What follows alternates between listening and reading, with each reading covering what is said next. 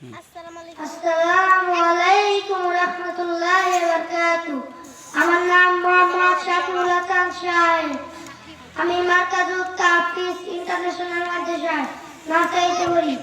আমি এখন আপনাদের সামনে একটি সূরা শোনাবো।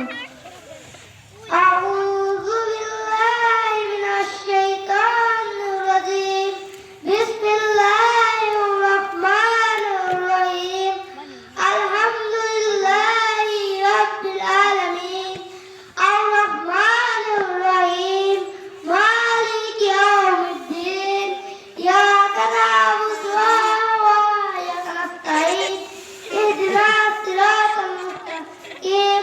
সিরাতাল লাযীনা আন'আমতা আলাইহিম গায়রিল মাগদুবি আলাইহিম ওয়ালাদ-দাল্লিন। আমিন। আসসালামু আলাইকুম ওয়া রাহমাতুল্লাহি ওয়া বারাকাতুহু।